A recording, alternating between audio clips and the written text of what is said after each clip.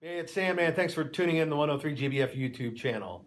Today I am at Deaconess Gateway, the heart hospital, with heart surgeon Dr. Dominic Cefali, the man who performed heart surgery on me. It's good to see you again. Good to see you, man. Under better circumstances. Yeah, and you look good. Thank you You very look much. good. Thank you. I've lost a little weight. I look You kind sure of good have. too, don't You I? look great. Good. Absolutely.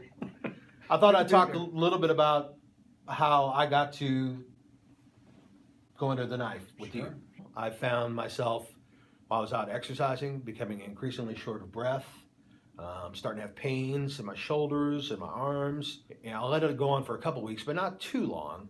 And then I went and saw my family physician who, listened to my heart. And I had had a heart murmur previously diagnosed in 2011. And the kicker is that I had that diagnosed here at the Heart Hospital and I didn't come back. I didn't come back for any checkups, which is stupid. We're going to talk about how men are stupid and stubborn like that later on. Well, anyway, I went to my family practitioner who referred me to the Heart Hospital, a cardiologist named Dr. Tatanini, and he did various tests on me, and then I was introduced to Dr. Cefali here. That heart murmur had progressed to the point that the valve was what we call incompetent. It wasn't working any longer. And your heart was slowly just getting bigger and bigger. The inefficiency of flow was leading to a point where your heart was starting to deteriorate, and without action, without a valve replacement, this was something that would have taken your life, would have progressively diminished your quality of life. And you had some coronary artery disease as well. You had some blockages in the heart arteries. Clearly, it was something that needed surgical attention. Yeah. If we're going to keep you back on the radio for another how many years? 36. 36. Okay, well, at least get you another 10 or 20. Yeah, I'm 55, so I'm a prime candidate for this kind of stuff. But lots of people are, and had I not listened to my body and went and saw my doctor in the first place, I might have let it go on, and like you said, risked my life and perhaps died.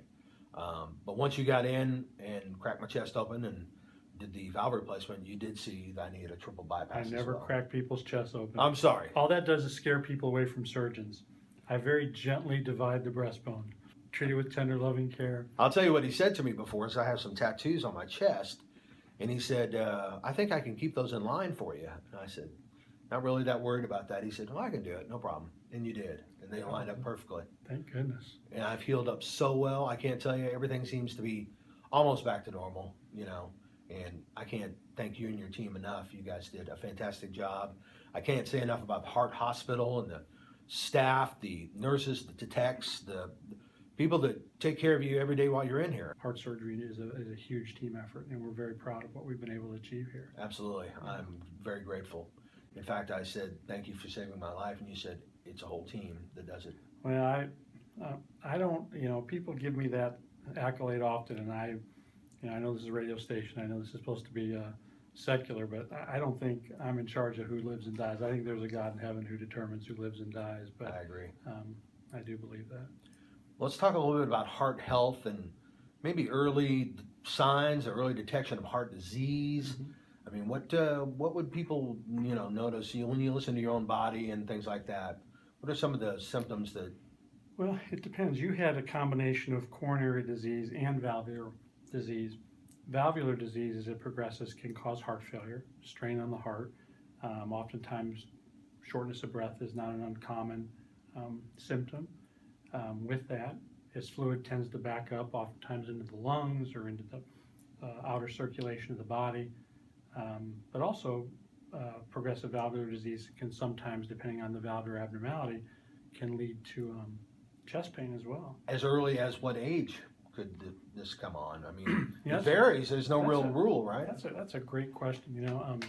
Valvular abnormalities, a lot of people say I had a murmur since I was a kid or since I was in my 20s. There were some studies that were done years ago in Vietnam vets after they were injured or killed in the war, and there were pathology studies. They found streaks of abnormalities in the heart arteries in 19, 20-year-old kids. Wow.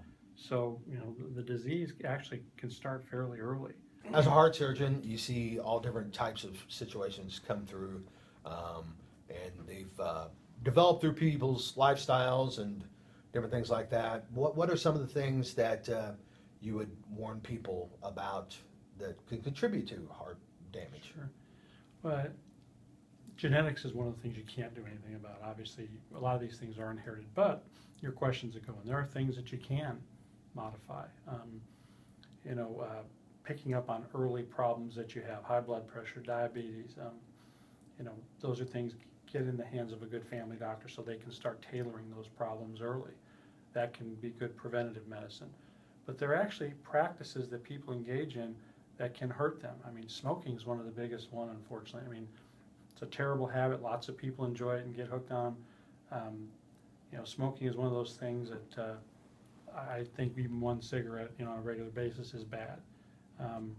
If you like a drink, 1 or 2 drinks, if you don't have a problem with alcohol or alcohol intake, if you don't struggle with abuse of it, 1 or 2 drinks is actually probably somewhat beneficial.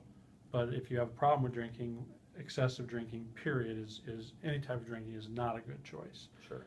That can actually compromise heart function over time. Anything you can do to modify stressful situations, dealing with stress, the way you do it is important.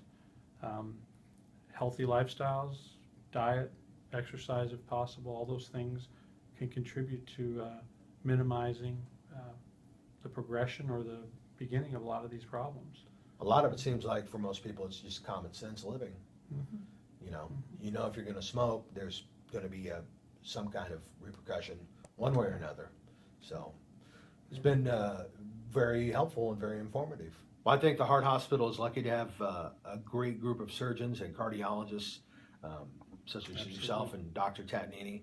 I think it would be the place to go. I would recommend it, of course, because my life's been saved, and I'm grateful. And thank you and your team. And like you said, it's a whole village. It takes a village to do Absolutely. it. So Yeah, we're fortunate to have the team we have, and I'm glad you're still here. I am too. I got to start listening to the radio more. Yeah, I'll give you a shout out. Yeah, tell me when you're going to do it so I can listen. Okay, I'll do it. Dr. Dominic Cefali, Thanks, man. thank you so much. Glad you're doing well. Thanks for Glad inviting me. Thanks Good to be for letting us access the Heart Hospital at Deaconess Gateway today. And a lot of tips that we've shared with you today, I think that maybe you should take into strong advice in your lifestyle. And if you feel like something's going wrong, if your body's telling you something, go see your family doctor. Absolutely. Thanks for watching.